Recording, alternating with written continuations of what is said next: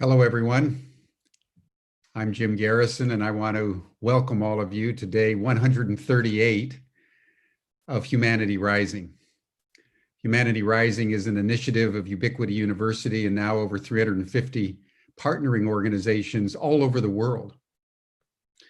It arose out of the midst of the pandemic as an offering to the global public so that each and every day we can come together and share our experiences as to what it's like navigating through this unprecedented human event that has put most of us in some form of lockdown and social distancing now for a very long time, over 7 months, and to take counsel together as to how people of goodwill can come together more effectively to ensure that the post-pandemic world is more sustainable and abundant and healthy and resilient and in alignment with natural systems.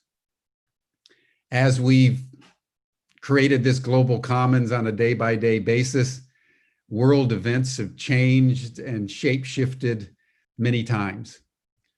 Just over this last weekend, the election was called by the major networks in the United States, declaring that Joe Biden is the clear winner. Donald Trump predictably refused to concede and is now engaging in the machinations of obstruction on the transition and filing various lawsuits and engaging in really a rear guard effort to obstruct the obvious. At the same time, U.S. COVID rates are now setting unprecedented records for daily rates. It's now topping 130,000 new cases every 24 hours. Europe has similar indicators, as does nations in the Middle East and Asia. So the world, as we stand here today on the 10th of November, is in tumult, and the pandemic continues to challenge us in very, very fundamental ways. Today, we thought it would be good to take a break of sorts and bring 4 very old friends who've known each other since the 1970s, 1980s, and have been working together in one form or another, sometimes with very long gaps in between, on creating a better world. We do this really as a reminder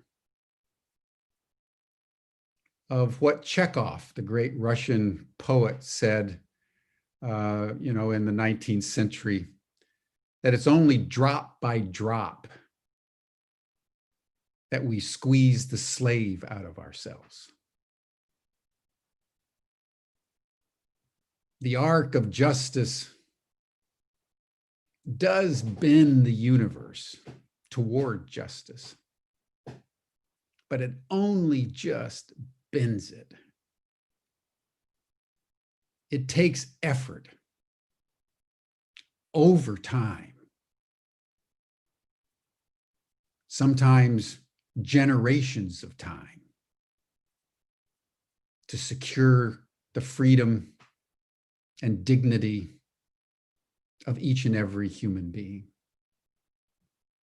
Just looking back over the centuries since the founding of the United States, one sees the blood-littered journey of just simply establishing democracy. It took a civil war. It took the suffragettes to bring about a situation still incomplete, as we just saw, to ensure a government of the people, for the people, and by the people. And today we want to explore the relationship of the United States and formerly the Soviet Union and now Russia, which has been as crucial in the last 4 years under Trump as it was under the presidents before him, albeit in very, very different ways. And we're going to look to the future. So we have a very full program, which I'll introduce in a moment. But before we do, let's take a pause and take a few deep breaths. Close your eyes and put your attention on your heart. See if you can listen to your heartbeat in a spirit of gratitude that you're alive at this extraordinary moment in history and connected with the hearts of everyone, everywhere. Just 1 minute. Sur le monde Sion, Jésus, bonne nouvelle, d'un redonnant Sion, qui vient de Vierge belle.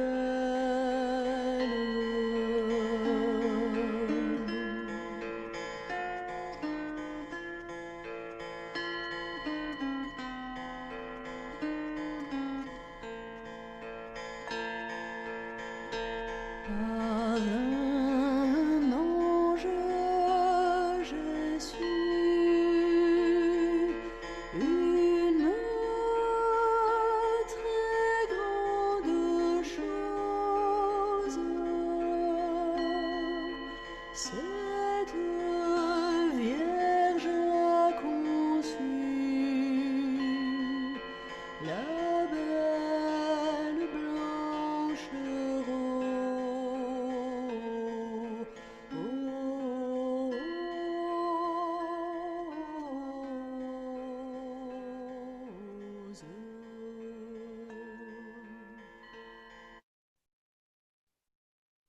Thank you, everyone. Now it's with an open heart that I want to introduce Cynthia Lazaroff, who actually needs no introduction because she's been on Humanity Rising a number of times, convening panels. She's a example par excellence of what I was talking about before, that it's the perseverance over time, day by day, year by year, decade by decade, that we bring about the peace and justice and freedom and dignity to which we all aspire. So Cynthia, it's a delight, and I turn the program now over to you. Jim, that was quite an opening and so beautiful. And thank you for the very, very kind introduction. I'm humbled. It's such an honor to be here today with you and our dear old friends, Vladimir Pozner and Jim Hickman. And I hope, Vladimir and Jim, maybe you can turn on your video so we can see you. And with all of you here at Humanity Rising today, it's really my deep honor to be here. And Jim, I just want to start by saying to you, deep bows of gratitude to you for Humanity Rising, for convening this extraordinary circle and gathering of souls day after day during this pandemic, looking at where we are and where we must go if we are to not only survive sustainably, but thrive. So it's just such a joy and an honor. And you know, you exemplify what you spoke about introducing me, as do Jim and Vladimir, in a way that I just am really humbled to be with all of you and awed by all that you have done in life. So I'm also especially grateful to be here now in this moment with the new administration having this conversation, which is about the stakes in U.S. Russia relations, the role of the media, and citizen diplomacy, because it's truly an existential moment. It's a turning point, and we have a choice. So I'd like to start, for those of you who don't know Vladimir and Jim, I want to give you some background about each of them. And I want to start with Vladimir. Vladimir Pozner is one of the most well-known and distinguished journalists and broadcasters of the past 50 years, a best-selling author and documentary filmmaker. He is the host of the top-rated weekly current affairs program, Pozner, on Channel 1, Russia's largest television network, where he interviews a wide range of national and international world leaders from all walks of life, such as Gorbachev, Hillary Clinton, Sting, Ted Turner, James Cameron, and former U.S. Secretary of Defense William Perry, just to name a few. Here I quote from an introduction to Vladimir by Professor Konstantin Moravnik at Yale. Quote, Mr. Pozner's opinions on a wide range of questions, from politics to soccer, from history to astronomy and arts, quickly go viral. They have become a fact of Russian life to such an extent that he has been termed, half seriously, half in jest, the spiritual leader of the nation and its moral compass. This is despite the fact that Mr. Pozner is Russian just as much as he is American or French. He was born in France, christened in Notre Dame, and grew up in the United States and came to Russia only at the age of 19, end quote. In the 1980s, Vladimir became a leader in citizen diplomacy and the space bridges linking Soviets and Americans by satellite. In 1989, Moscow viewers named Vladimir TV journalist #1, and he has remained in this top position to this day.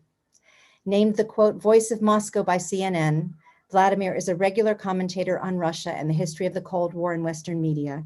He has won numerous Soviet, Russian, American, and international awards. And welcome again, dear friend Vladimir, to be with us. So happy you're here, so honored. Now for you, Jim. Jim Hickman is board chair and professor of neuroscience at Ubiquity University. After his first trip to Moscow in 1972, Jim was active for the next 35 years, developing economic and professional relations between the US and the USSR and then Russia. In the 1980s, Jim also became a leader in citizen diplomacy and worked closely with Vladimir and many of our other friends to pioneer the first space bridges. Jim has written numerous articles for publications such as the Wall Street Journal Europe, the Moscow Times, and Inc. magazine. He is currently writing a book on how the latest discoveries in quantum physics, epigenetics, and neuroscience, when combined with the teachings of the wisdom traditions, inform us about successful living in turbulent times. Jim lives in Tikopaya, Bolivia, with his wife Marcella, their 14-year-old son Daniel, Aurora, their golden retriever, and Chango, their cat. So welcome to you, Vladimir and Jim. And again, what a moment to be here for a reunion with the three of you. As Jim mentioned, we've known each other for about 40 years, and I don't think we have all been together in a conversation since the mid-1980s. So this is quite a moment for a reunion. To provide a little context for all of you here at Humanity Rising, when we started out in the early 1980s, most people said that ending the arms race would be impossible, that the Soviet Union would never change, that they would always be our enemy, that the Berlin Wall would never come down in our lifetime.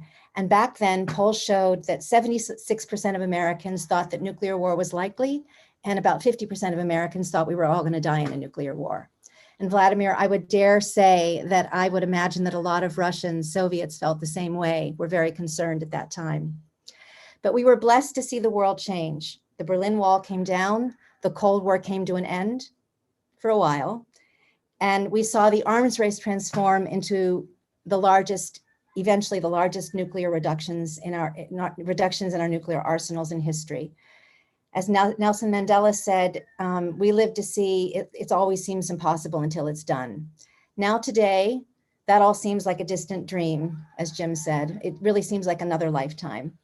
Because today, the United States and Russia, the two countries that still possess over 90% of the world's nuclear weapons, are swept up in a new Cold War, are launching into a new arms race, and relations have plummeted so low that the top nuclear experts in both the US and Russia are saying that we are at a greater risk of a nuclear catastrophe today than at any time in history.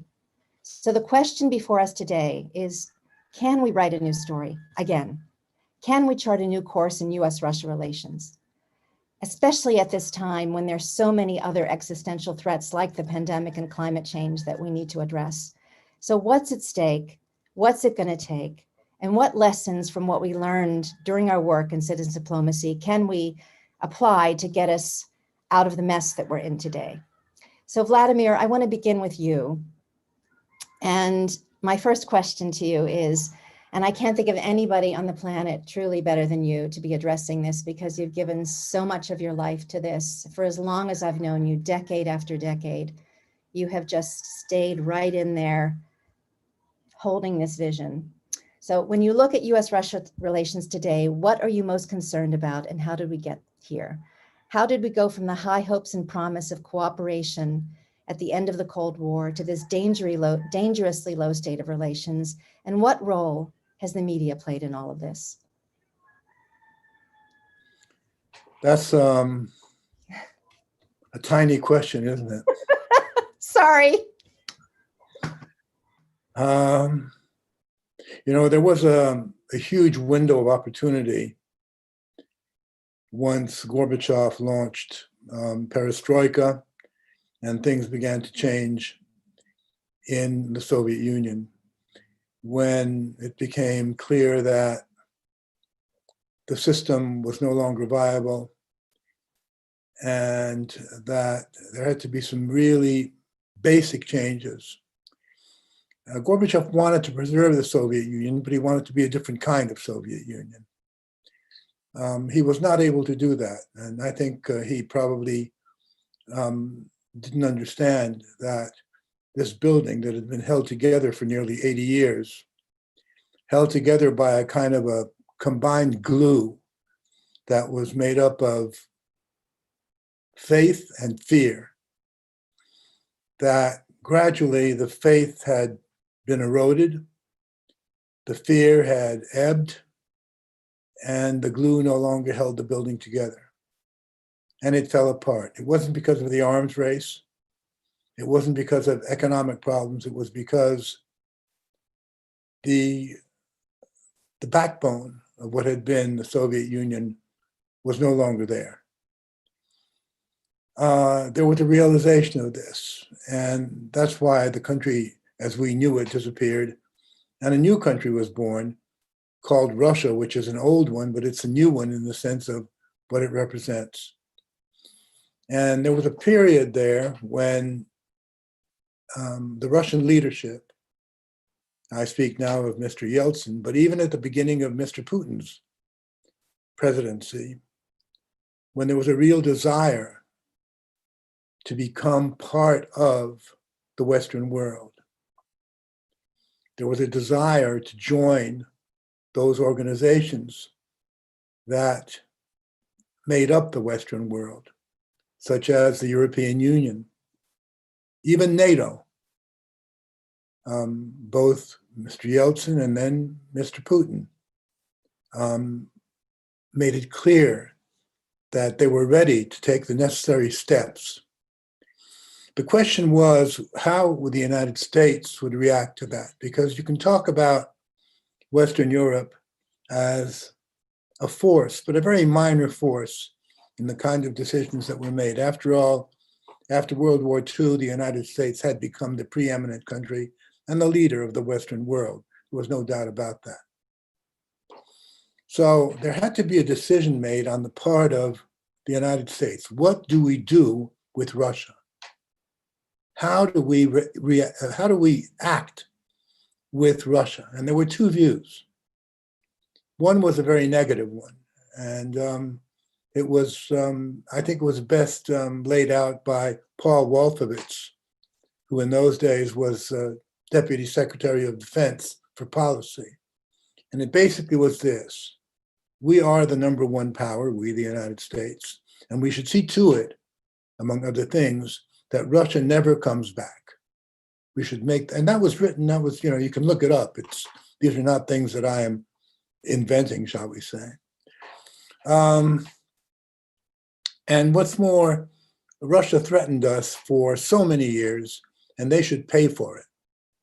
And that was one view. And there was another view that some kind of Marshall Plan should be enacted vis-a-vis Russia. That is to say, large sums of money, but not just given to Russia, but aimed at seeing to it that communism did not come back and that democracy, a totally strange thing to Russia, because Russia had never had a democracy in its entire history, that democracy be developed in Russia with the help of the United States and the Western world in general. Those were two views, and they were conflicting views. And suffice it to look it up at how this all evolved.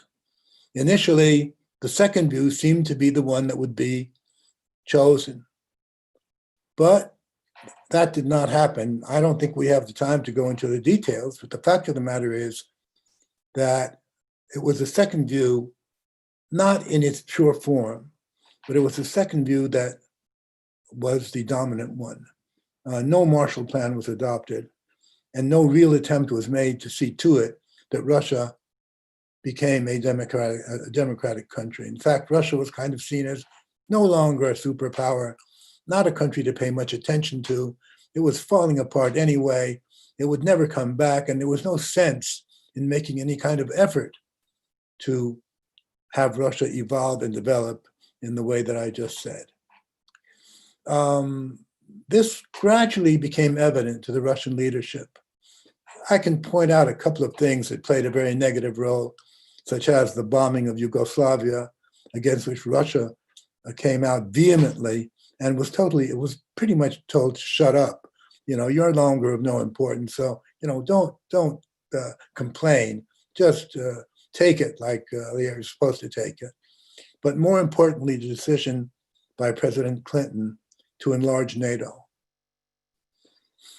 I think it's important to understand that the Russian leadership has always seen NATO as an existential threat.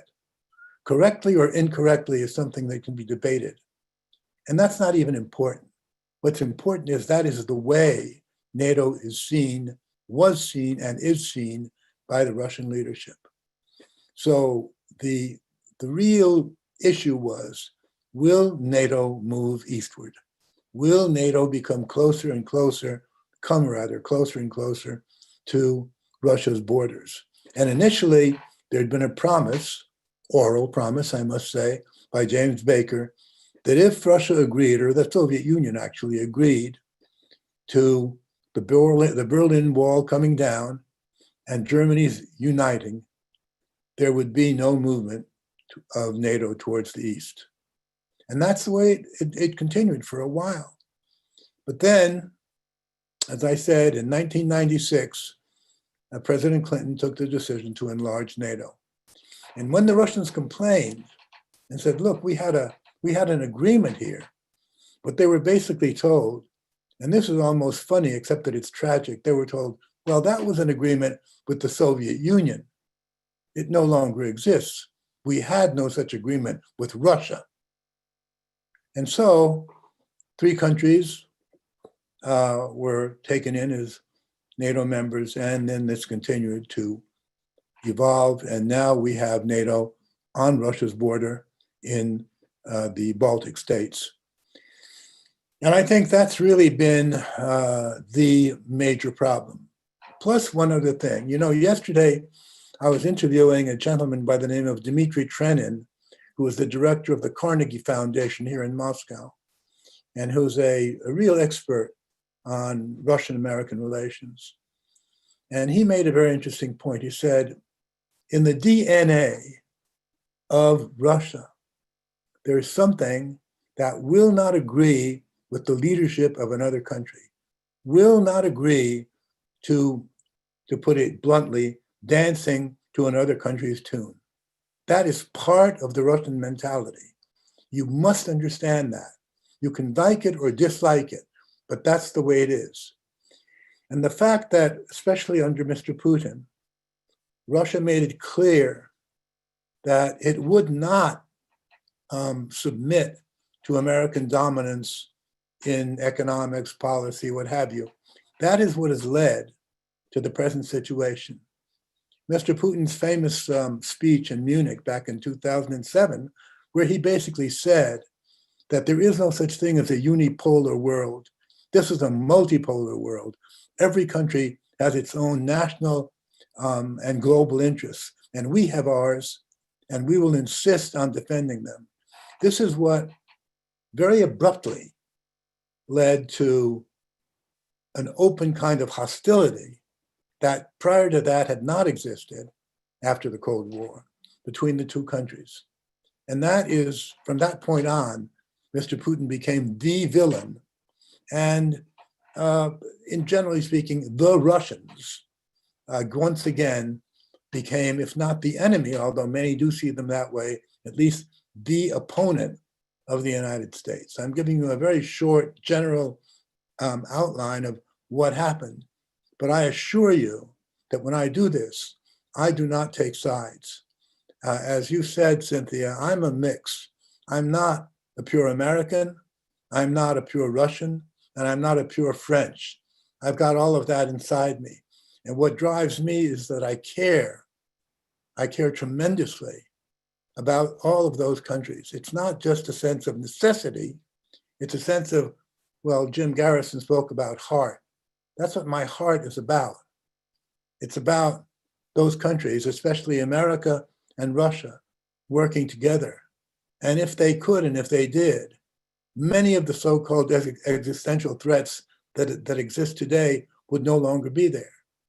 These are two countries that can solve just about most of the important problems. You'd have to add China to that equation. I'm not going to do that right now. But the working together of the U.S. and Russia would be a tremendous boon for humanity. And it's a possible thing.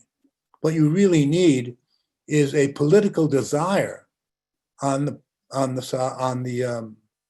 the leadership of both countries. And since the leadership today does not seem to be at all interested in that, then it's up to us. It's up to just plain people, and especially young people, to understand that it's their world. And their world could come to a very abrupt end should this confrontation continue, because it is a confrontation. And it's not so much even a danger of a deliberate nuclear attack by one side or another. It is the danger of one side feeling that the other might attack, and therefore, as President Putin once said, if you know that there's going to be a fight, strike first. That mentality is very much alive. And if one side or the other has this feeling that things have gone so far that there may be a nuclear launching, then that other side may do it first. We're living in the most dangerous times that I have experienced. I've been around for a while. I'm 86 years old, so I know whereof I speak. So briefly, that's the way I look at it. I think that the media have played a horrible role on both sides. The media have played to this enmity, to this creating incredibly dangerous pictures of each other, have brought up generations with that view. I think that journalists will burn in hell because of what they've done, and that hell may be a nuclear one. I think that it is high time for people to speak out and say to their leadership, enough is enough. We may not agree about certain things, but we must agree that we want to live. And to do that, we must take certain, I would say, lock up the two presidents in a room and say, you're not going to get out until you come out with some kind of solution. I know that that's somewhat naive on my part, but on the other hand, sometimes the most naive things are the ones that work. I rest my case. Vladimir, that was not easy to do and summarize in that way. And you just did a beautiful job of bringing us up from the end of the Cold War to today, touching on the expansion of NATO, which I must say George Kennan and Secretary of Defense William Perry were very much against the expansion of NATO in our country. There were people who were very opposed to it, but Clinton made that decision, and it really has, I think, been one of the things that was a turning point in the really the plummeting of relations. So thank you for clarifying that, and also for really bringing us to where we are today. And just a quick follow-up question is, with the new Biden administration, which we hope will be settled, and he will be inaugurated in January, do you think this will have an impact on U.S. Russia relations in a positive way? And do you think the media, there's a potential for the media to play a more positive role? Can we, at this point, with the shift in administrations, chart a new course? Can we write a new story? And, you know, during this millisecond news cycle, commercially driven, with fake news and internet trolls and highly politicized divisions on social media, do you think that there is the chance now, or do you think it really is going to depend on, as you just mentioned, individuals and the people rising up again?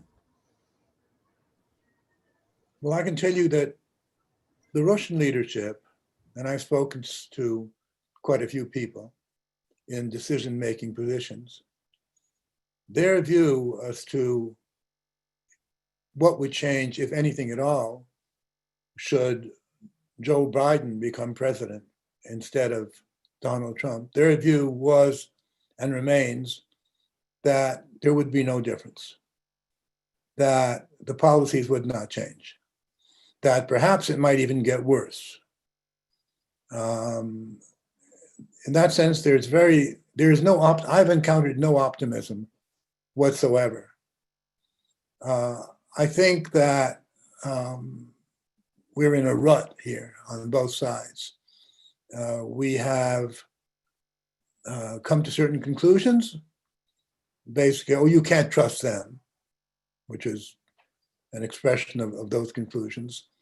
And therefore, we're just going to muddle on as we have, and certainly not hope for anything else. Media, you know, interestingly enough, media in both countries are very similar. You might say, well, in America, you have freedom of the press. Well, I would beg to differ on that one.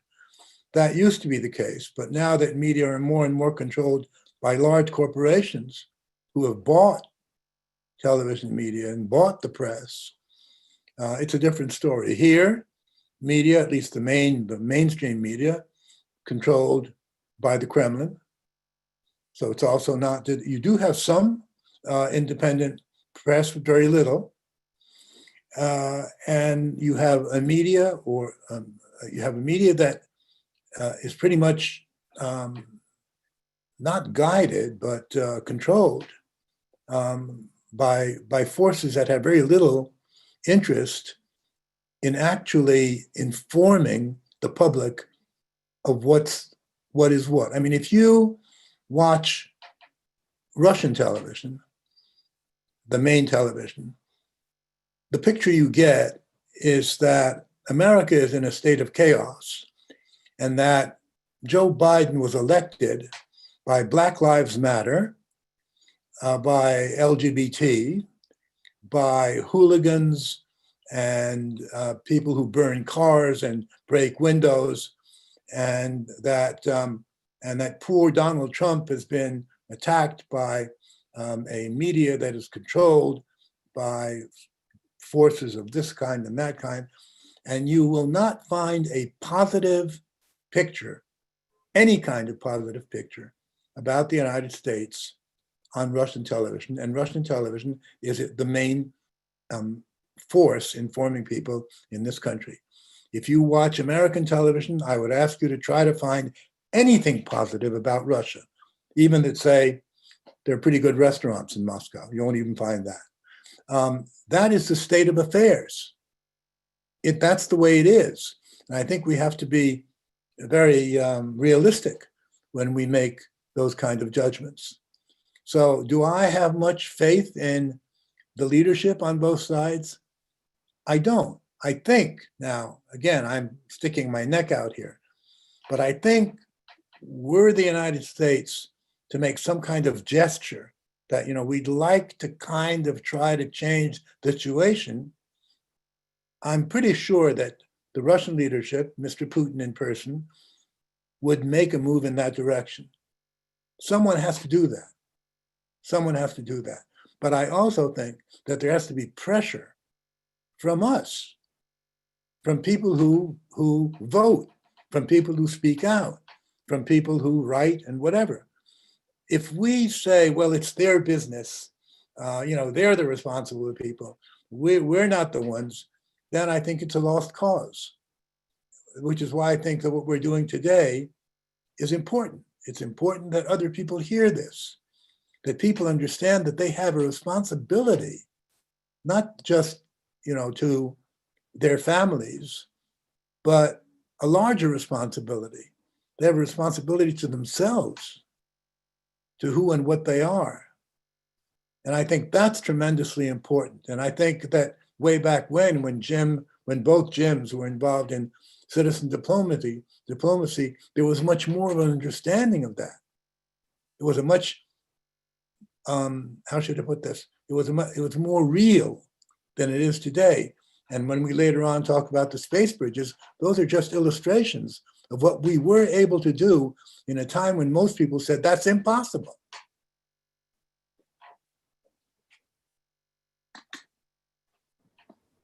Vladimir, thank you for that. It's a perfect segue for us now to the next section, where we really do want to focus on what we all did together in the 1980s and citizen diplomacy. And,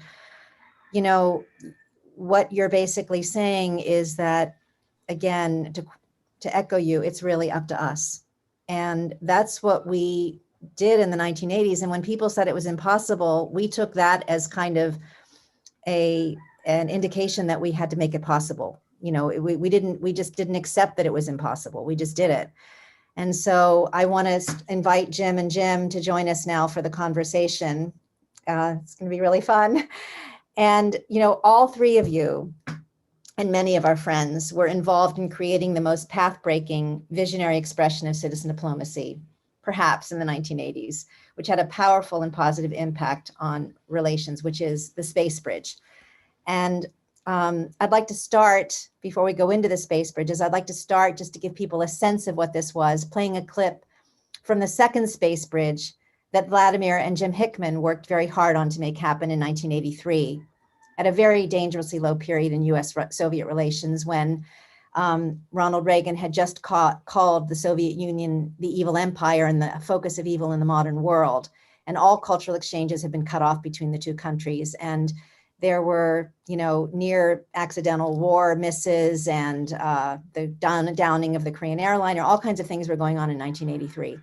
But you both and many of our Soviet American friends all joined together and pulled off the impossible with this space bridge.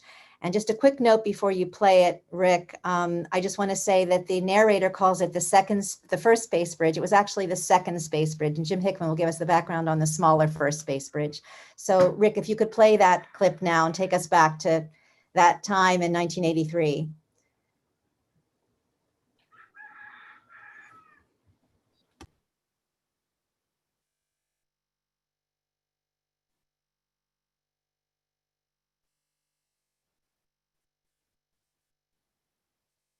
We believe that public opinion and popular protest as expressed in the United States can be a corrective. Freedom of speech is a great thing, but if nobody listens to that speech, then what use is its freedom?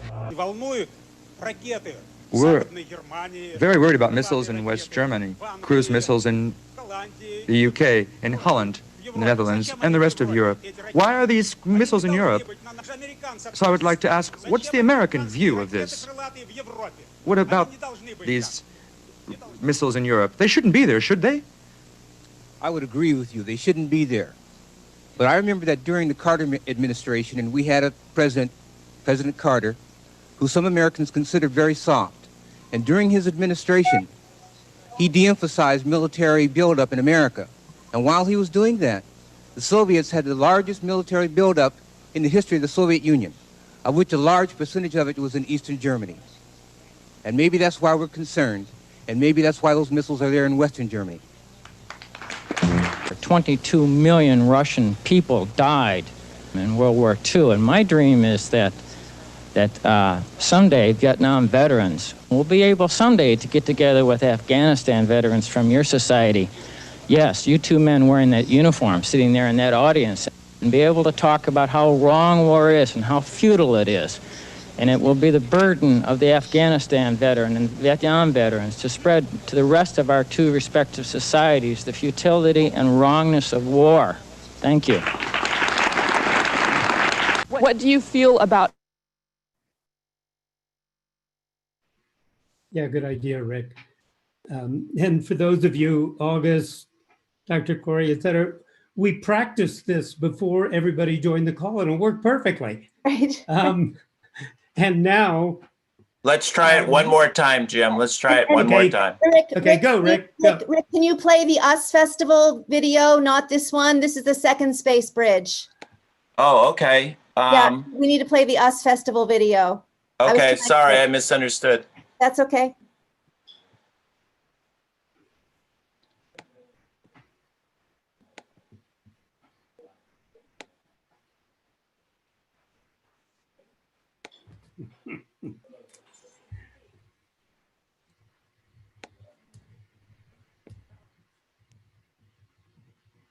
Hands to you, and we'd like to see a lot more friendship, understanding. Not funny. I see the same cloudy skies. Maybe it's a comment on what Vladimir said. So, Exactly. Cynthia, is it U.S. Festival or Citizen Summit Space? No. It's Your the U.S. Festival. You're muted, U.S. Cynthia. U.S. Festival. Okay, Yes. thanks. You're welcome.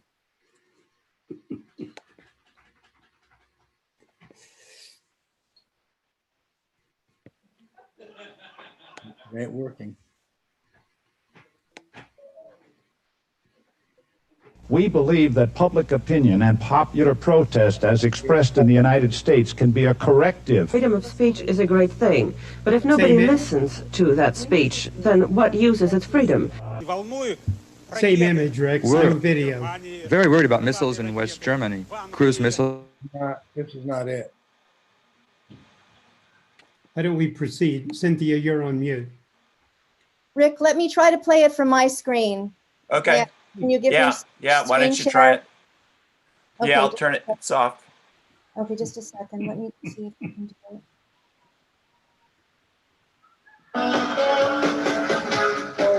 it. This was the first space bridge, 1983, just north of Los Angeles, California, at the US Festival, combination technology fair We've and got rock the concert. audio, but not the video. Cynthia. Danced to Russian music. Okay. We can hear it, but we can't see it. Cynthia, try it one more time and be sure you click the two boxes at the bottom of the share screen. Okay, let me just.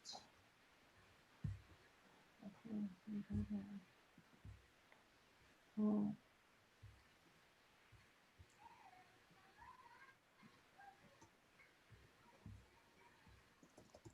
I can see your screen, so.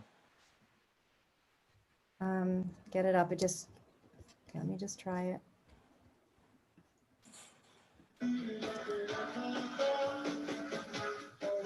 This was the first space bridge, 1983, just north of Los Angeles, California, at the US Festival, combination technology fair and rock concert, where American crowds danced to Russian musicians in Moscow, half a world away.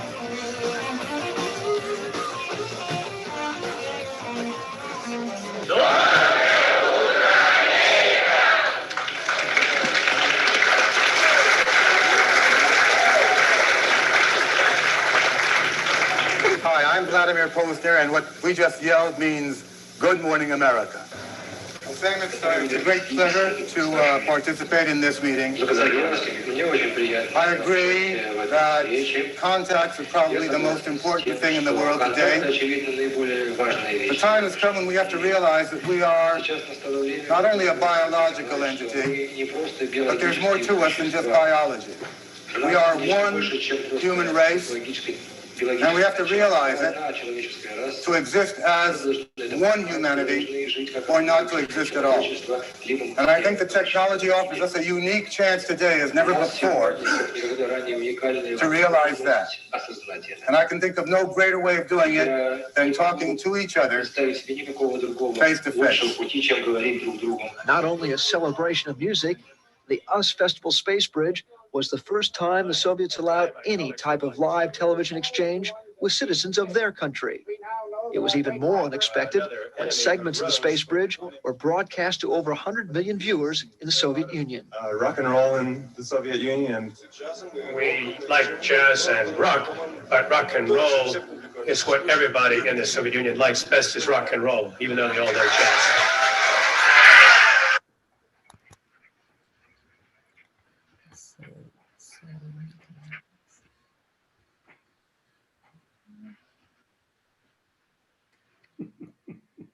So that really took us all back. And I just would like to invite Vladimir and then Jim to talk about what it was like for you working on these early space bridges and what it meant to you. And you really made the impossible happen. And it ended up being seen by 100 million Soviets. So that's just extraordinary.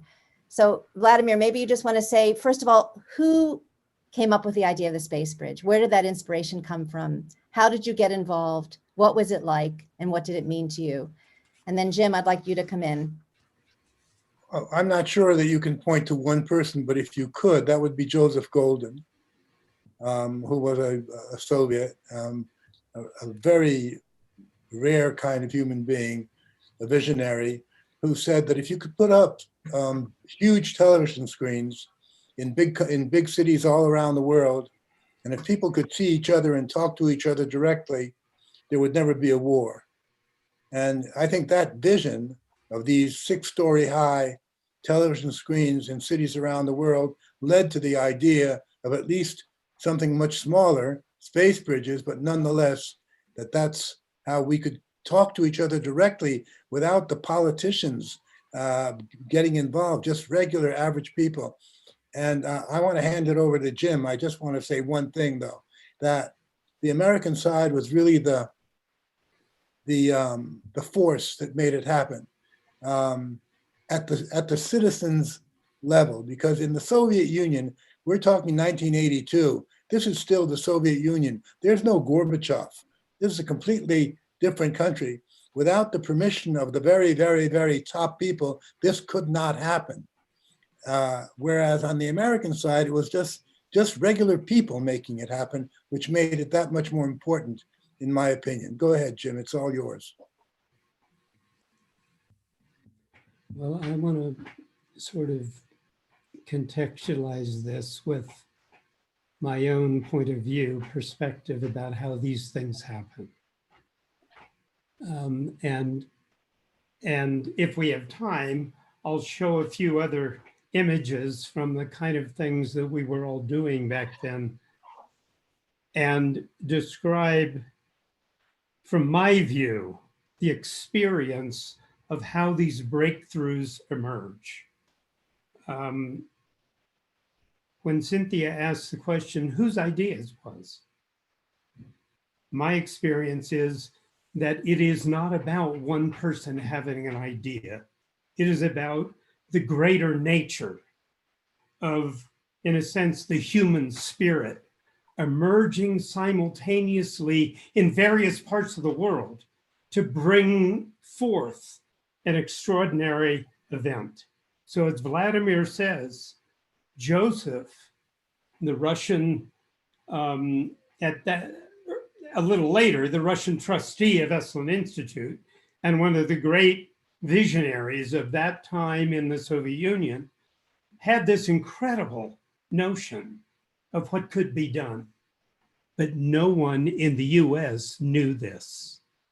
What was happening in the US is that Kim and Evelyn Spencer, who became the US technical producers of this and other events, were sitting in a hot tub at Esalen Institute about a month or two before the first negotiations began in 1982.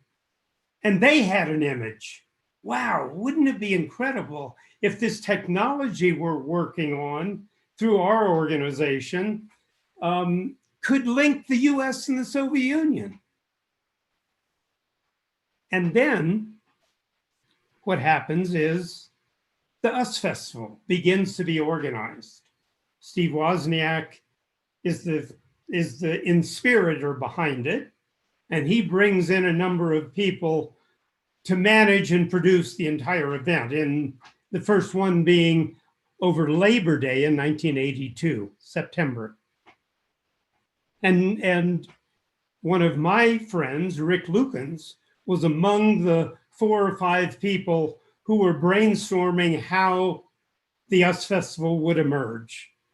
And in one of those brainstorming sessions, Rick suggested, wow, well, you think it might be possible to hook up the Soviet Union and show them on the big screen to the people in San Bernardino? And this was, Wozniak and others thought, well, yeah, this is a great idea, but how would you ever do that? And Rick says, well, I know this group, Esalen Institute, who's doing a bunch of stuff with the Soviet Union, and I could talk to Jim Hickman, the director, and see if he thinks it might be possible. So you see, the idea is emerging in various, in a sense, individual states of awareness in various parts of the world. It isn't one person who comes up with this. And as you'll see in some of the other events that I discuss, it's like something wants to happen out of us. It's like there is a more fundamental awareness in the universe that is bringing this forward on this planet. And to get a better picture of this, I think it's on Friday, Humanity Rising does a session on the physics of the fundamental intelligence of the universe that is beginning to be recognized by our scientific community through the quantum world, et cetera. So back up a year, 1981. We at Esalen are doing a variety of things with the Soviet Union. And Mike Murphy, the founder and president of Esalen, knows the science advisor to the governor of California at the time, Rusty Schweikert, former astronaut. We're at a little party, Rusty's there, and the idea comes up, wow, could we get the astronauts and cosmonauts together? And Rusty says, you know, we've never been allowed to talk to the Soviet cosmonauts because, and this goes back to much of what Vladimir said in his opening remarks, because the existing paradigm, perception, fear-based judgment about our enemy is that if the astronauts were ever allowed to talk to the cosmonauts, they would reveal secrets that would compromise our national security. We can't allow people like that to get together. And so, as Rusty said, the only time they ever had a conversation was at the Paris Air Show. Every year, Paris Air Show convenes the latest technology in avionics, let's say. Russians, Soviets always had a group, and the U.S. So Rusty has been introduced to a cosmonaut called Yeliseyev, and they get in together, the 2 seats in a jet fighter, and they close the cockpit. And this is the only time that Russians and U.S. astronauts and cosmonauts can talk to each other. And Rusty says, Yeliseyev turns to me and says, Rusty, when you were in space, did you see God? Now, dramatic shift in how they view each other. And so Rusty, Mike Murphy, myself, Dulcie, Michael's wife, who's also a key element in all of this, we say, wow, maybe we could get the astronauts and cosmonauts together privately and talk about non-strategic things, but how did your experience in space change the way you perceive the world? So we began a project. And Rusty and I traveled to Moscow several times, and we talked to some cosmonauts and some other people. And one of those trips was in June of 1982. We're about to go, and Rick Lukens calls me and says, "Hey, Jim, there's this big rock and roll festival being planned. You think we could get the Soviets hooked up?" And I say, "Well, I don't know, but Rusty and I are on our way to Moscow. We'll investigate." So here's what happens, because my experience in these things is that something is trying to emerge, and we have to practice our capacity to in a sense, dive into our inner guidance and follow the lead into what wants to happen. So we get to Moscow, and it's clear, this is June, the main people in the Soviet Union who could make a decision about, you know, an unprecedented satellite link up to the United States are on vacation. There's hardly anyone in town who could make such a decision. That's one thing. Second thing is, we talked to people in the U.S. Embassy, the CIA, you know, all these different people who are supposed to know everything, and they say not possible. There's no way the Soviets would ever agree to such a thing. And if they did, it's our judgment that it might compromise our national security. You should not do this. So as Vladimir indicated, the experts are keeping the walls built, and they're not in a position to allow them to begin to disassemble themselves. But what we have to remember, the questions in the chat have brought this up several times. What do we do? What can we do today? What we have to remember is that if there is something that's trying to emerge, which I believe there is today, just as there was back in 1982, when there were 60,000 nuclear weapons poised on both sides to blow up the entire world. I mean, you know, we grew up in a time when what we used to call the fear of frying. All of us in those generations were really scared that the world's going to blow itself up. And so that motivated us to see if people could do things where governments couldn't. So we continue with our brief meetings around the astronaut-cosmonaut thing. And as Vladimir indicated, one of the great inspirators and partners for us in the Soviet Union was Joseph Goldin. So I talked to Joseph about it. Joseph, what do you think? Any chance we could do this? And Rusty's off talking to cosmonauts. And as it turns out, the day before we were to leave, he meets with a man named Zamyatin, who was the man in the Communist Party and the Central Committee and the Foreign Affairs Department who was responsible to make a decision for astronauts and cosmonauts to meet together. So they have a meeting. I don't know how well it goes, but they have a meeting. Joseph says, okay, now, before you guys go, I want to take you to a friend of mine who's the head of all technology for the State Committee of Radio and Television. He's the man, a man named Yuskevicius, who can decide whether or not we can even do this. He can't decide if we can do it, but he can tell you whether or not it's possible. So we meet with Yuskevicius, Rusty, Joseph, and I, and we're describing what's going on. And he says, you know, I don't think it's possible. It's too late. Everybody's gone. Nobody's going to make a decision. This is, you know, but it's been nice talking to you. And Rusty, by the way, why are you in town? And Rusty says, well, we're doing this thing with astronauts and cosmonauts. And you know, earlier today, I met with Zamyatin. And Yuskevicius just looks at us and says, you met with Zamyatin? And Rusty says, yeah. And he says, wait here for a minute. And he goes into another room. And 5 minutes later, he comes back and says, you know, I think we could do this. And that's because he called Zamyatin. Zamyatin said, yes, Rusty is doing something we want to do. These are trustworthy people, but it was all about something bigger than us. That wasn't something Joseph figured out or I figured out. It was something that was trying to emerge.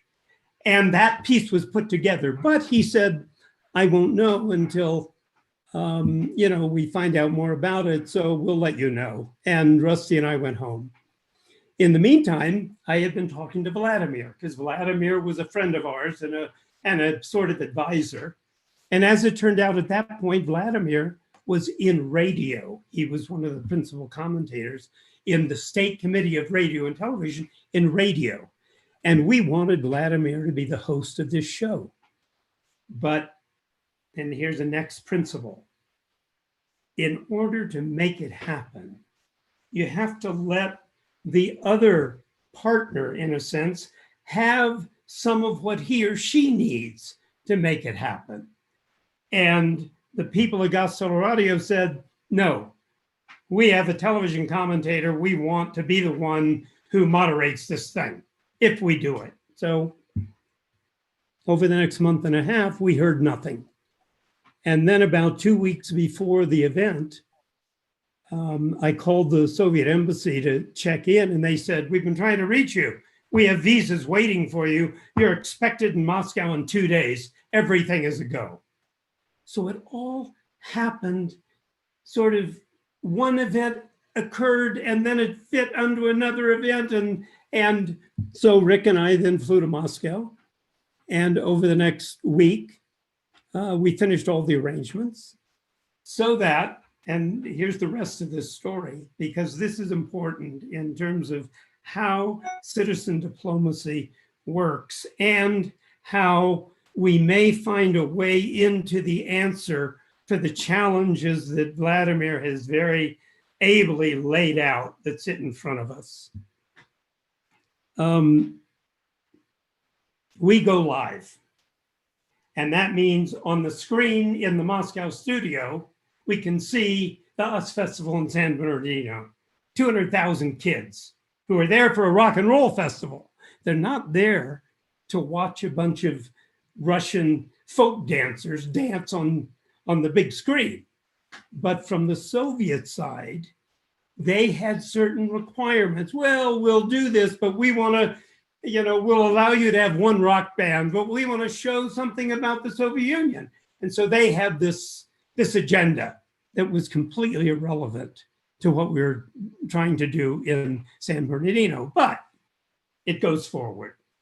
I'm talking to Kim Spencer now and then on the line between Moscow and San Bernardino. And at one point, Kim says, Jim, I need to talk privately to you.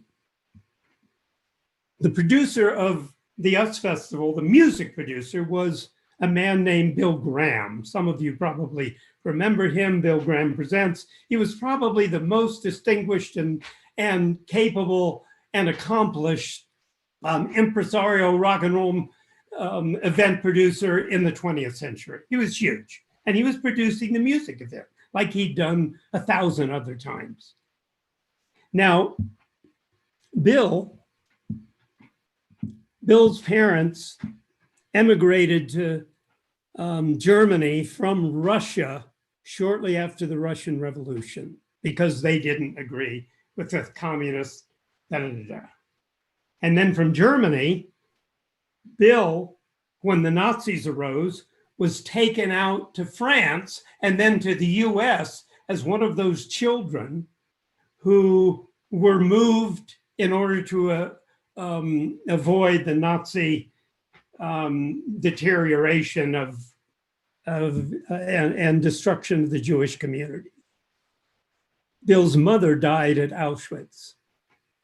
So Bill grew up with a very negative view about the Soviet Union, about Nazism, obviously, and Hitler.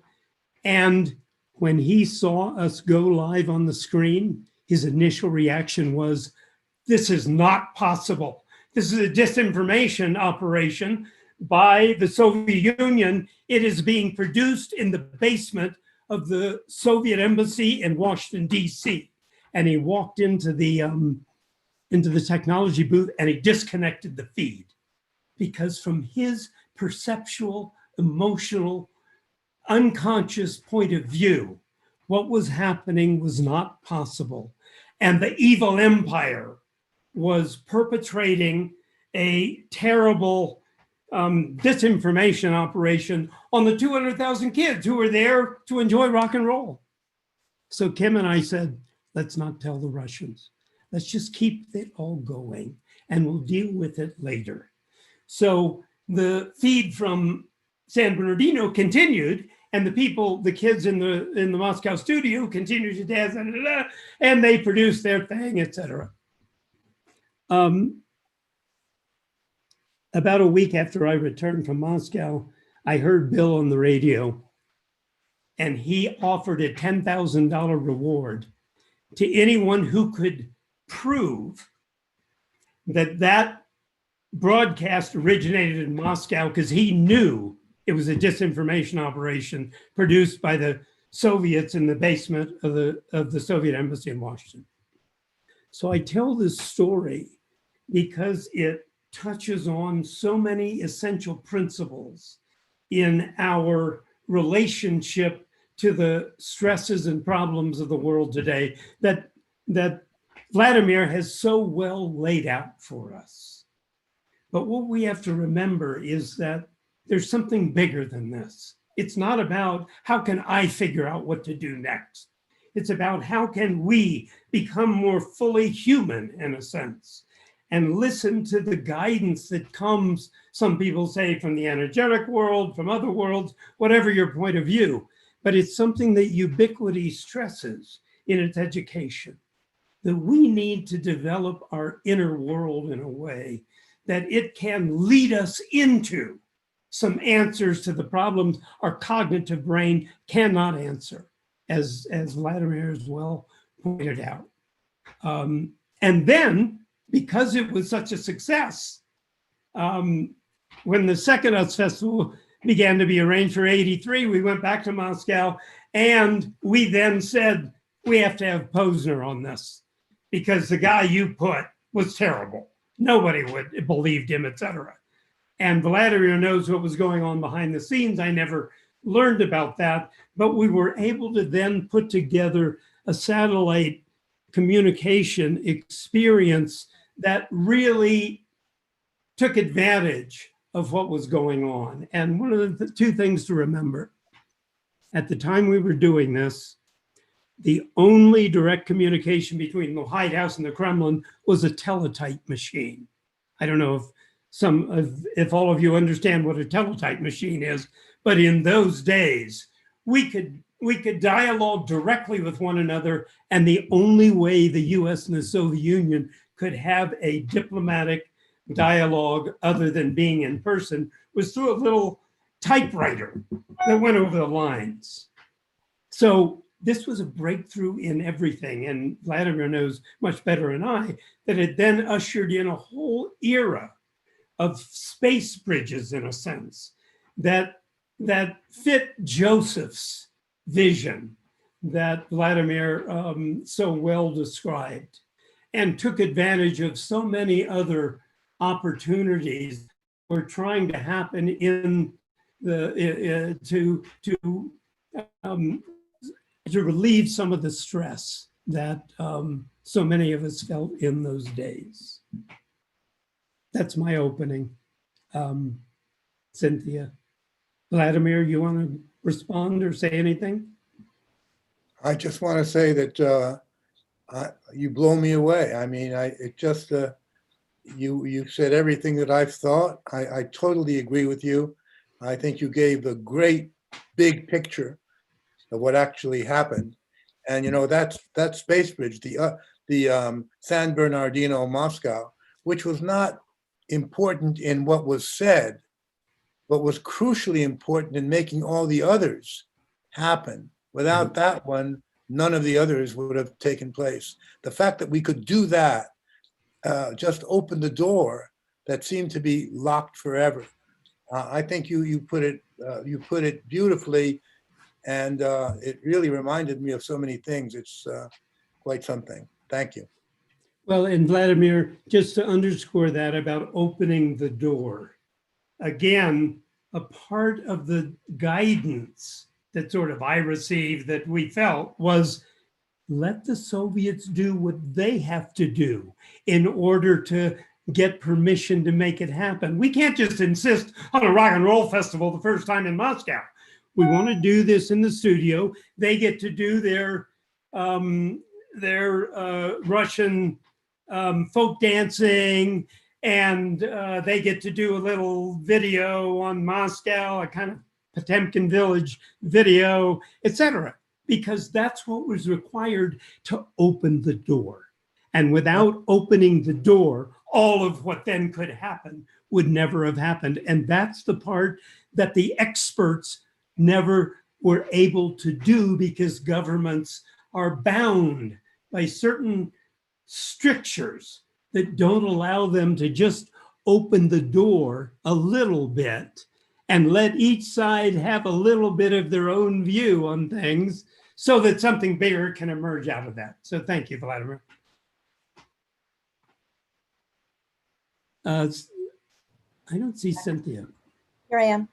Here I am. Oh, where do you want to go from here, Cynthia? So I think just looking at time, I want to first of all just say, Jim, that your words follow our inner guidance of what wants to happen. Really, the way you brought that all together, as Vladimir said, it was mind-blowing. And it just, you see the constellation, people just showing up, the synchronicities of when something wants to happen, it just emerges, as you said. And so I think where we are right now, Jim, how much time do we have? We have about 15 minutes at this point. Jim Garrison. Well, this is such a rich discussion, everyone. I know.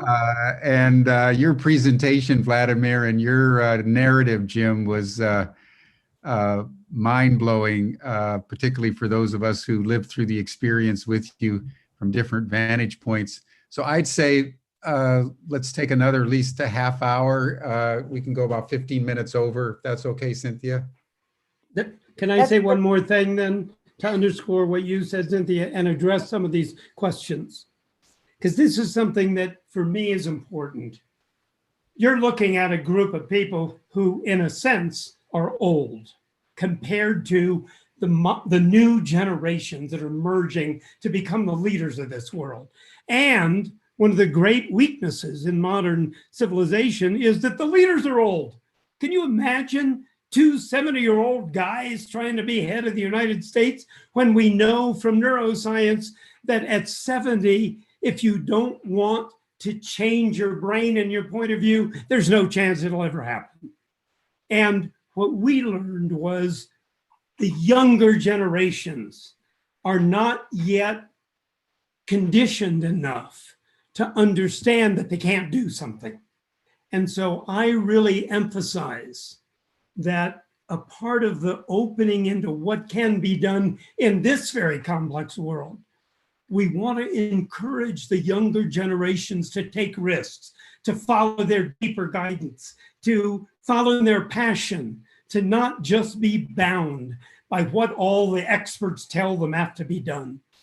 And all of us who are on this call, to the degree we can do that, I think that's a part of the role we need to play as, in a sense, the wisdom keepers, because we have a lot of good information from the past for the future.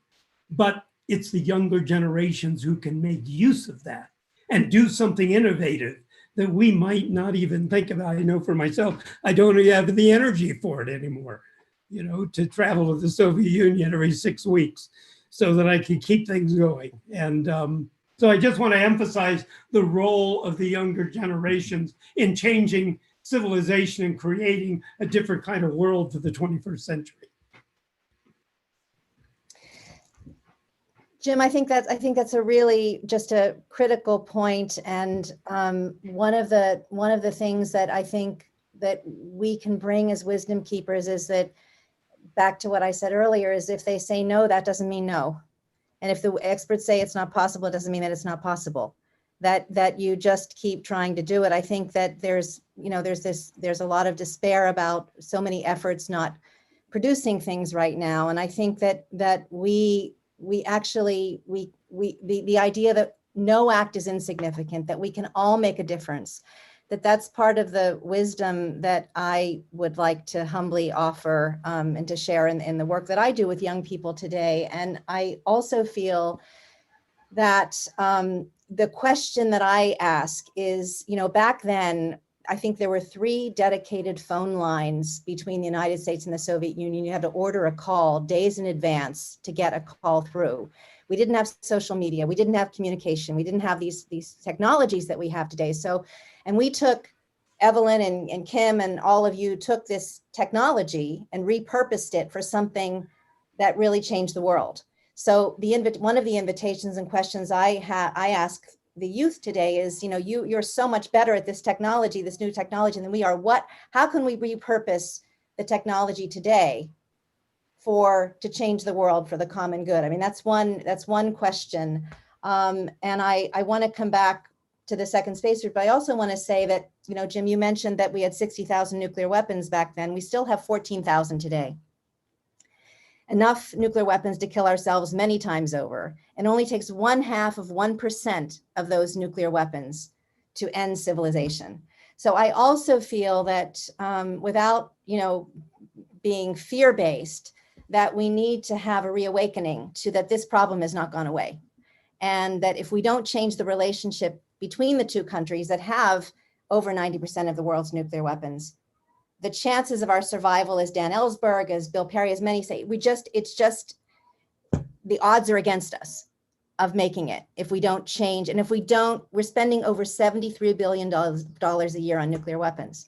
So, and we have the pandemic, we have, climate change. We have so many resources that we need to be putting in other places. So I'd like to come back briefly, I want to come back, Vladimir, if we all agree to go to the space bridge that, Vladimir, you worked on that really broke through to the mainstream, which you all planted the seeds on in these early space bridges.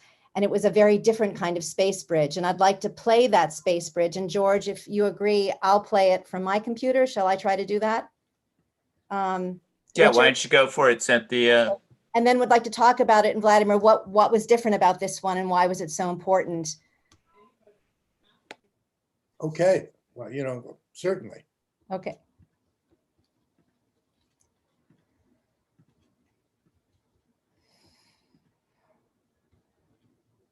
We believe that public opinion and popular protest as expressed in the United States can be a corrective. Freedom of speech is a great thing, but if nobody listens to that speech, then what use is its freedom?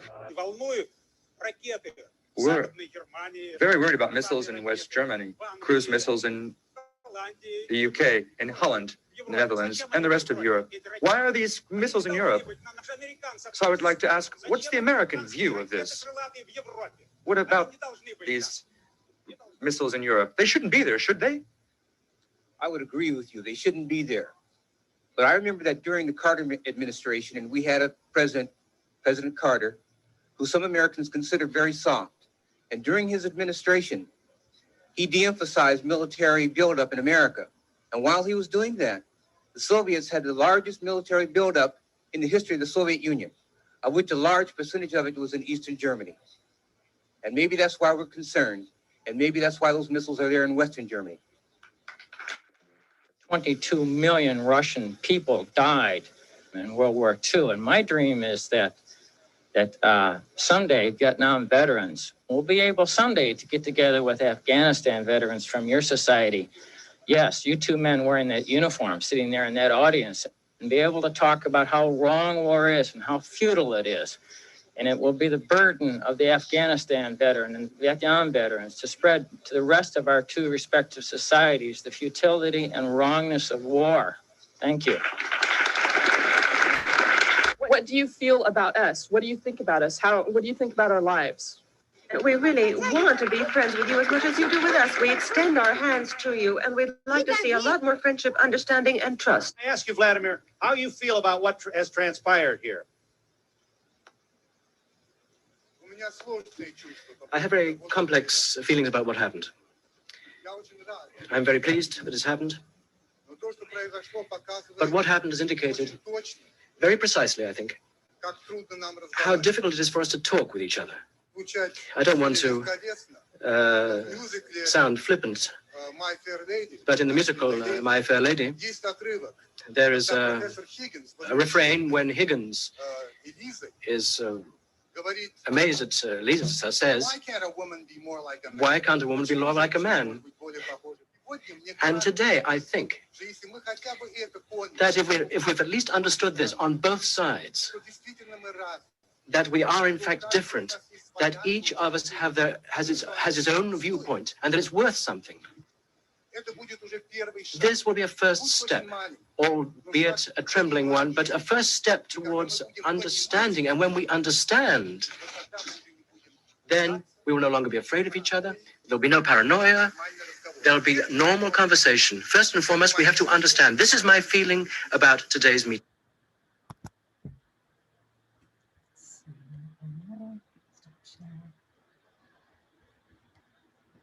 So, Vladimir, those final words and that you say in the video about where we are in relations, I want to bring this conversation back and also bring it back to citizen diplomacy.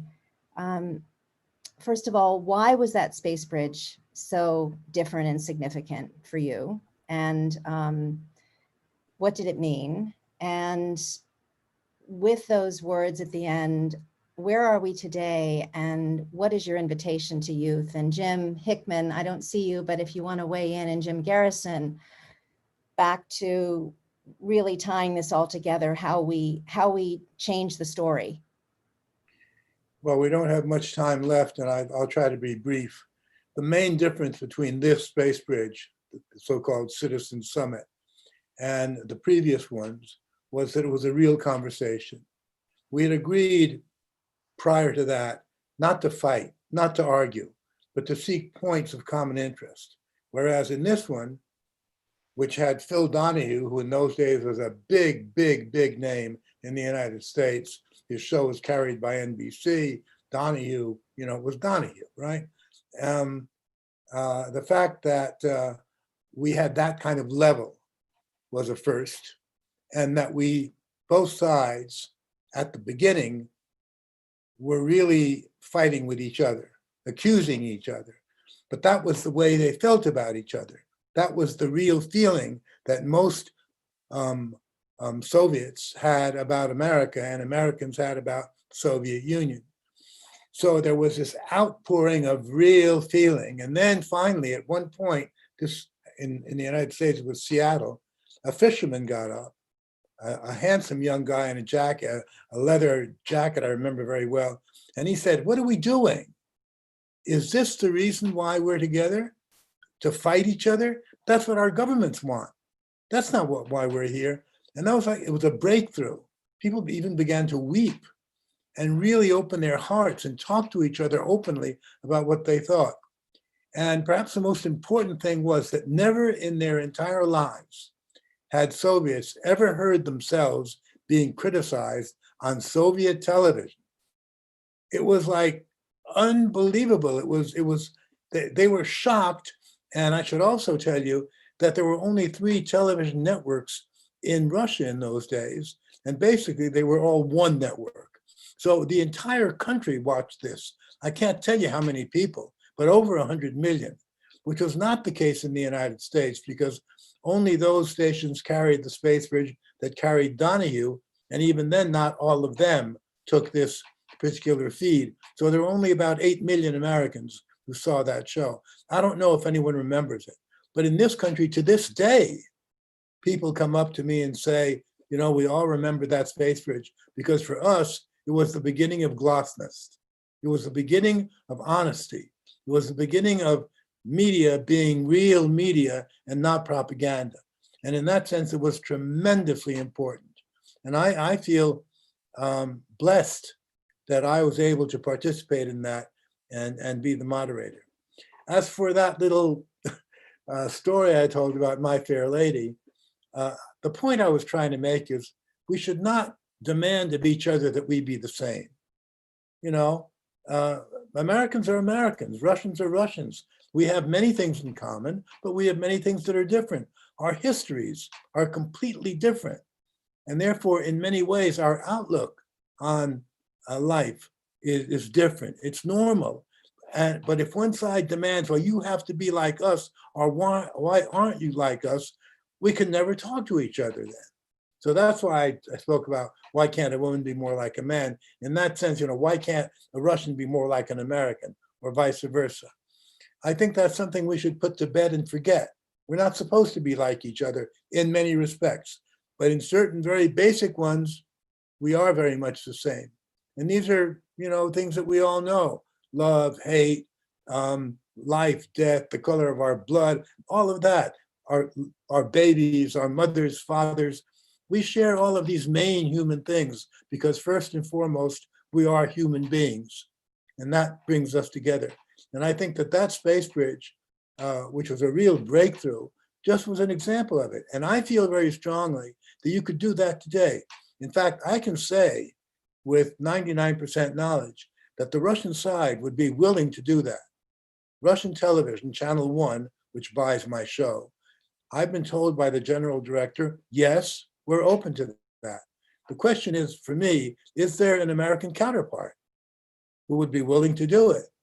If we could get 300 Russians and 300 Americans into 2 studios in the 2 countries and have them and show it to the entire country, have them talk to each other, the whole attitude towards each other would change within half an hour, because there's nothing more powerful than human exchange.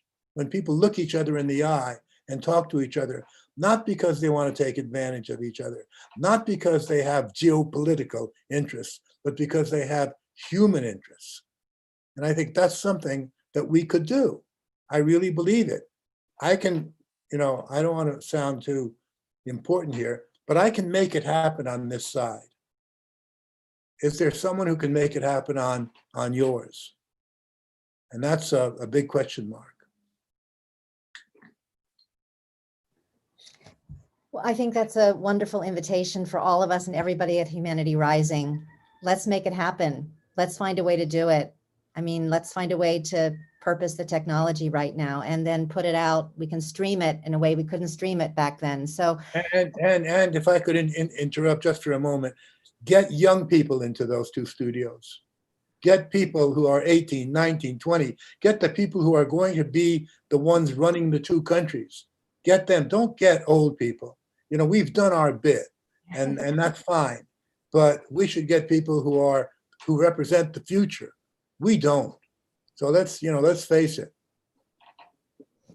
beautiful, beautiful. I'd like to, as we go to, winding things up here, I know we still have a little bit of time, Jim, but I just would like to circle back to a number of the things that have been said and revisit them. Vladimir, earlier you said about being partners, and it's something you've said to me before. If the U.S. and Russia could only be partners, I think we could solve the world's problems. And I want to take us to where we are today. And at the time of the pandemic, at the time of climate change, at the time of poverty, hunger, so many issues that we have, nuclear weapons. What do you think the potential is for this? And coming back to individuals making a difference and youth. And I'd like to hear, and what happened in citizen diplomacy. And I'd like to hear Jim and you all comment on where we take this from here, how we move forward, how we become partners, how we realize our shared interests to create the world that we really want to live in and leave as a legacy to the next generations. You want to start, Vladimir? I've always said, and I'm going to repeat it, I think we need exchanges.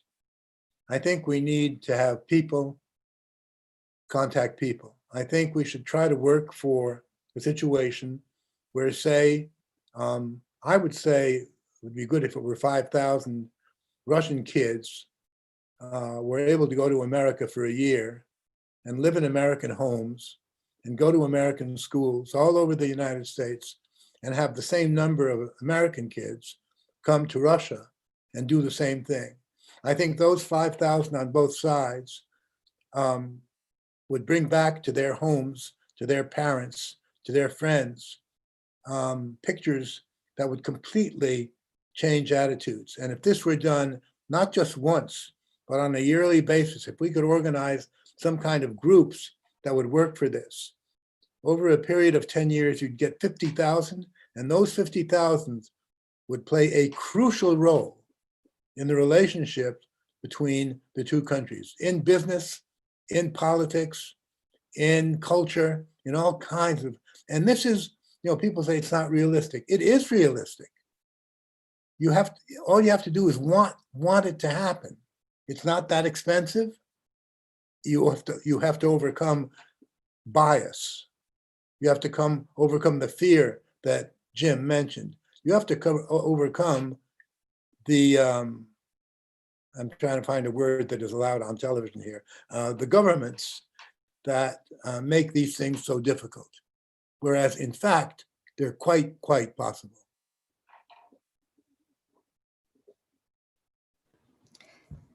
Yes, Vladimir, for as long as I've known you, you've talked about the importance of contacts. And I think at a time like this, it's more important than ever, echoing what you say. Thank you for holding that vision all these years, all these decades, inspiring us, holding to it. Jim, I'd like you to come in and talk about, make your comments about wrapping this up. And Jim Hickman, I just want to go back to your incredibly profound comment of follow our inner guidance of what wants to happen, and what wants to happen, please. Well, share. let me just make a few comments, because Jim, it would be good for Jim to be the final comment maker in a sense, because I want to underscore what Vladimir has said in a broader context. What I say is it's about education, and education in a wide variety of ways. My life changed when I moved from the US to Germany when I was in high school. It gave me a completely different view of how the world is put together. That was significant for US citizens that then helped change everything. The more people left and went other places, the more they learned, in a sense, education about how the world works differently than what happens in your hometown. I would just give one brief statistic that in those years, we were all working on citizen diplomacy in the early 80s. There were only 2 members of the US Congress who had ever been to the Soviet Union. These were the people who were managing our foreign policy about the evil empire. And when I talked to the FBI about it, and they said, we're not allowed to go to the Soviet Union because our bosses are afraid if we do, we'll be corrupted.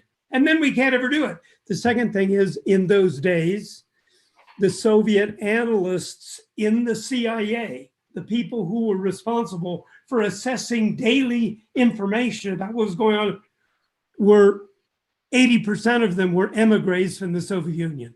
So in a sense, our foreign policy was being developed by the opinions of people who hated the country that they were analyzing.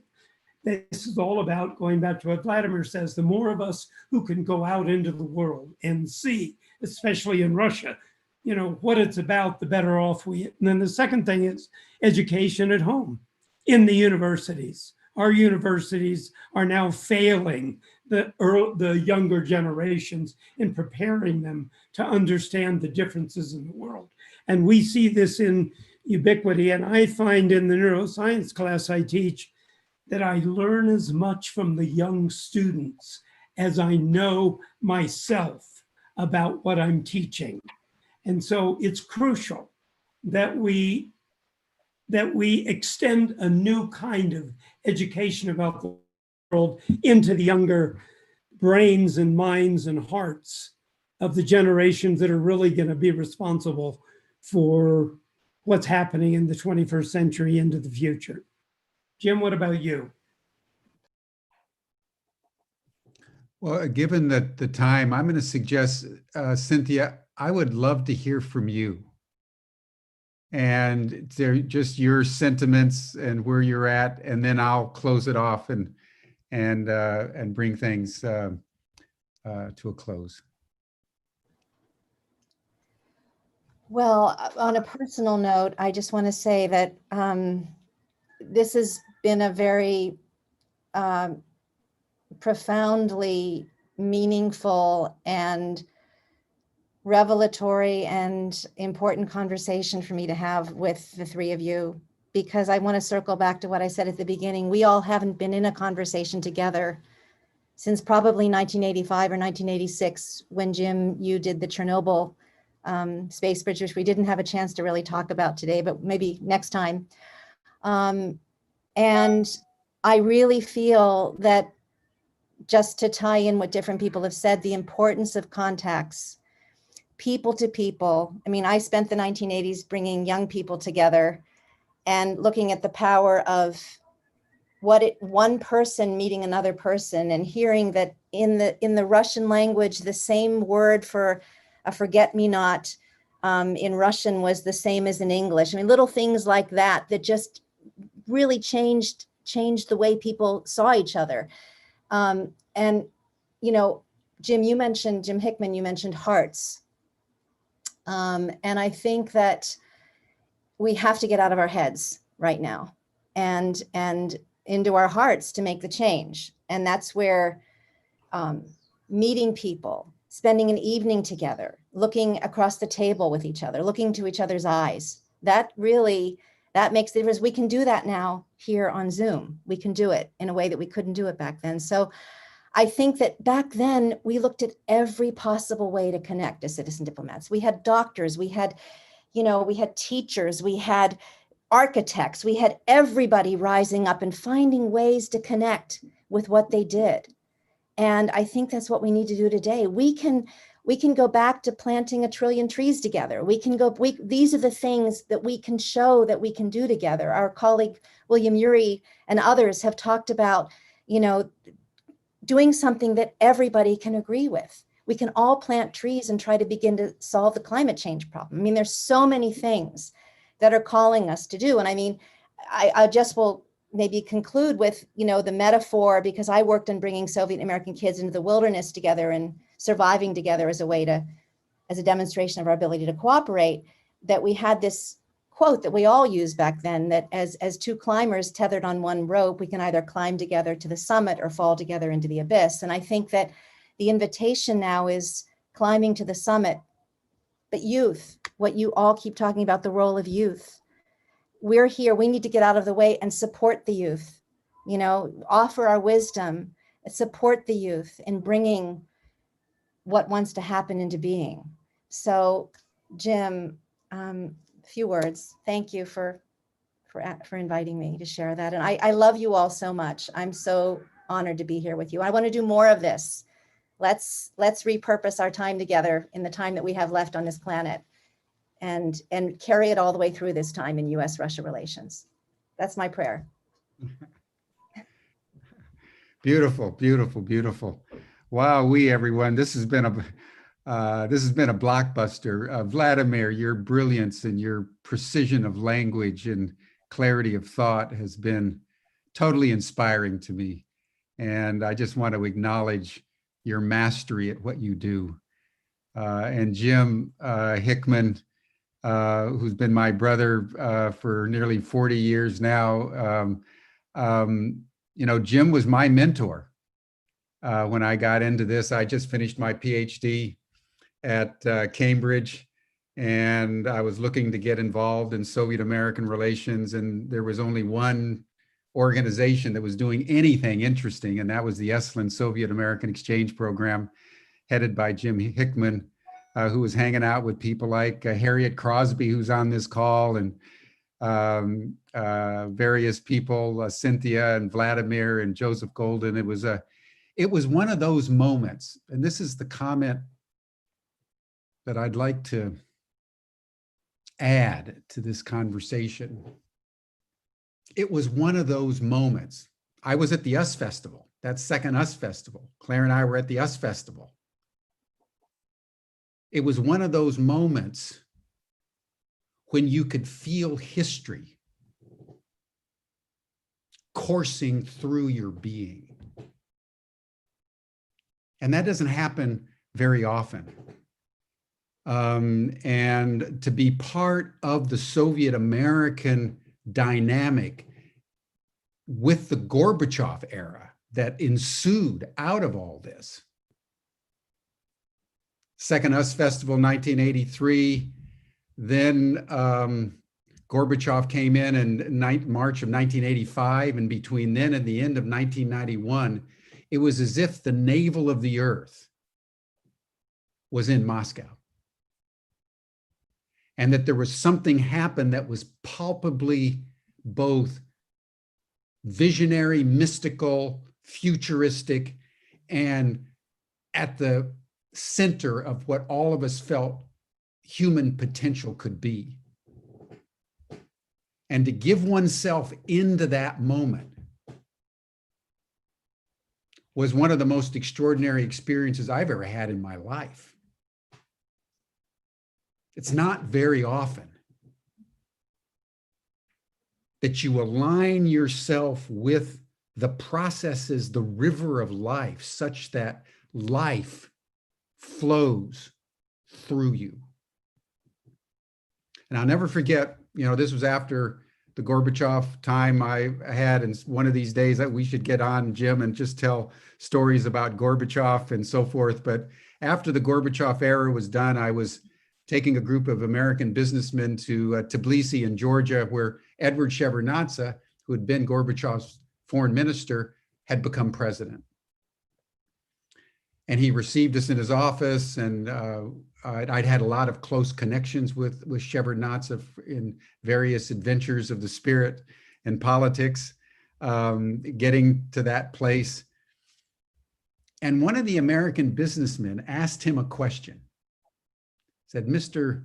Shevardnadze, how did you guys pull this off?"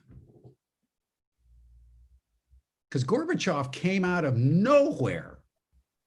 And all of a sudden there was glasnost and perestroika, and there was all kinds of possibility in a system that had been designed to make that impossible.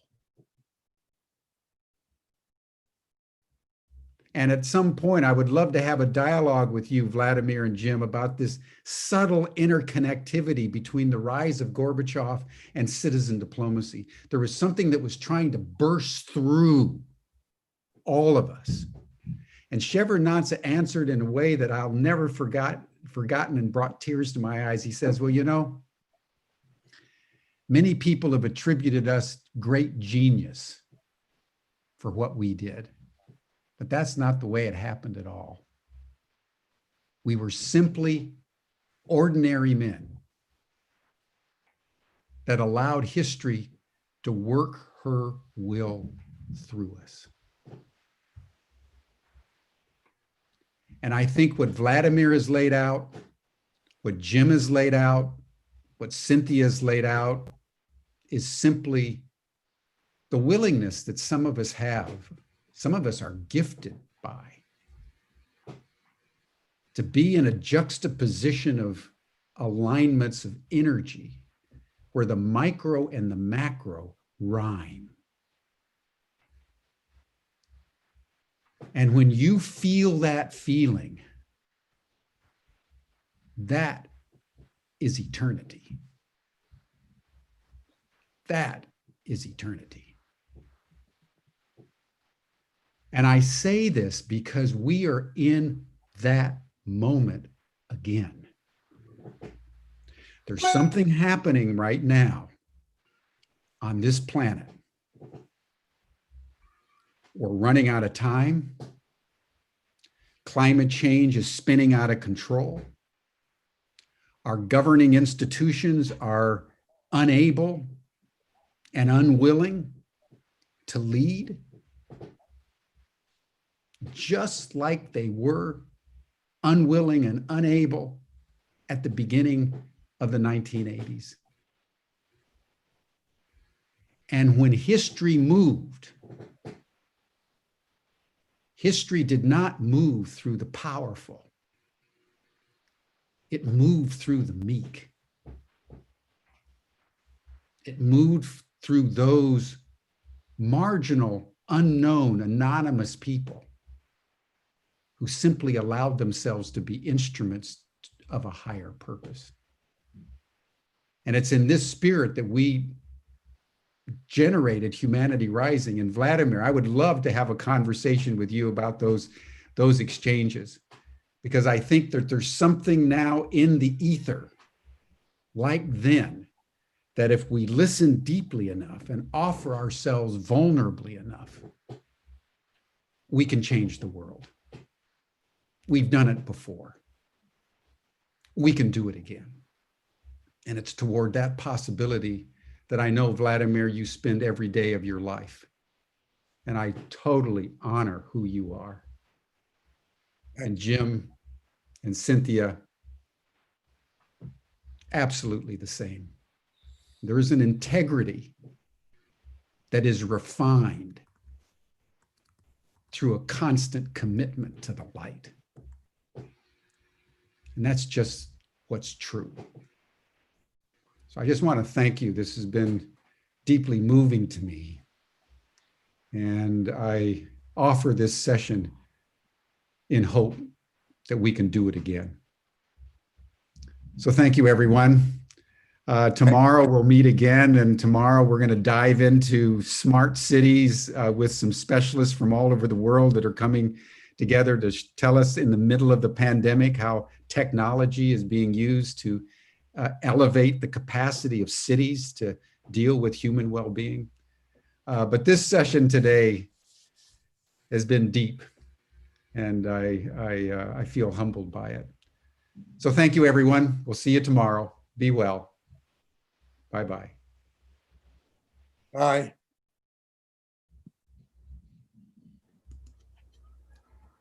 Love you. Mwah.